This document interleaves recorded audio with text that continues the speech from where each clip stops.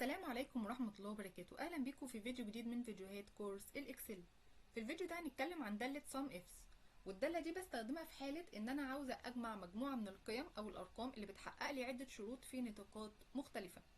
بس مهم قوي إن يكون عندي نطاقات الجمع ونطاقات الشروط نفس الطول. خلينا نشوف إزاي. يعني لو أنا عندي هنا أنا عاوز اجمع التوتال ده في حالات معينه.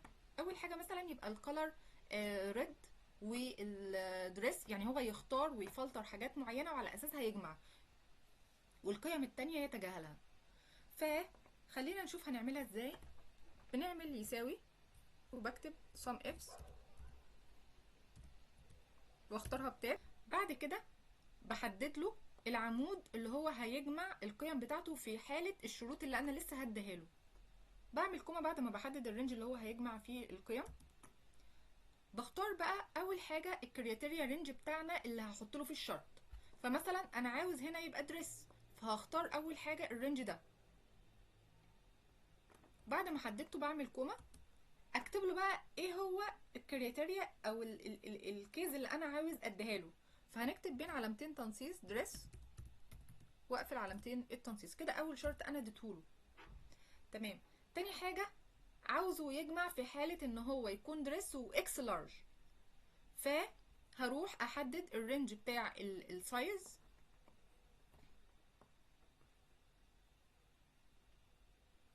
واعمل كوما واكتب له بين علامتين تنصيص ان هو اكس لارج، واقفل علامتين التنصيص واقفل القوس.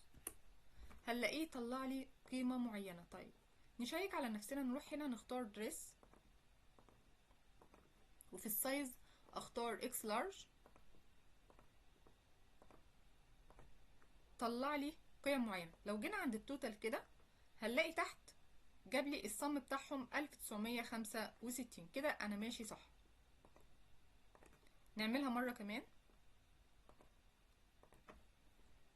دي 50 وريد، انا عاوز ازود عليهم كمان شرط بحيث ان انا يكون عندي 3 شروط مش شرطين بس. لو هو دي 50 وريد، عاوز كمان اخلي السايز بتاعه يكون سمول.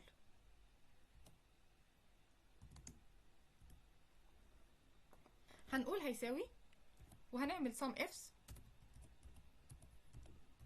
واضغط تاب، وبعد كده بحدد الكولوم اللي هو فيه القيم اللي هو هيجمعها في حالة الشروط بقت موجودة، واعمل كوما.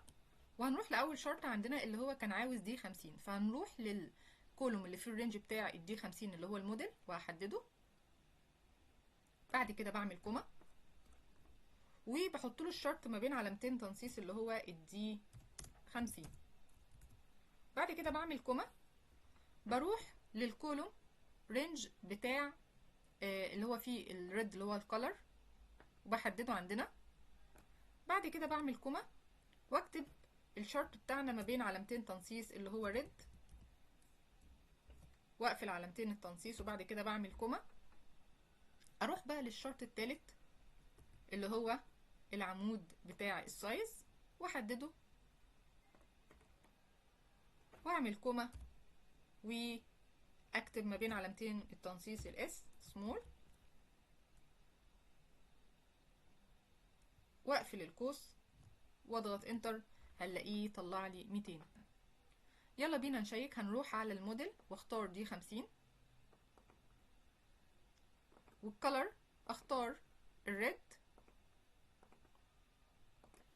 والسايز بتاعنا نختار سمول.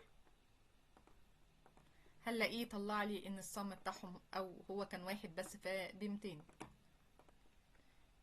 يلا نجرب التي 70 والبلو بنفس الطريقه. بعمل sum ifs تاب، بروح الاول احدد العمود اللي هو فيه القيم، كوما اول شرط معايا تي 70، فبروح احدد الرينج بتاع الموديل،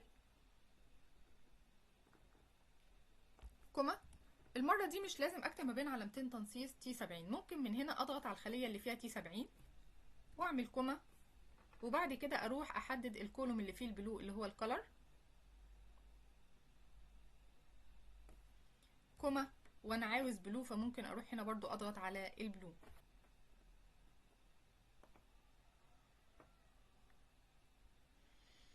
فكده بيكون طلع لي ان هي 300. تمام.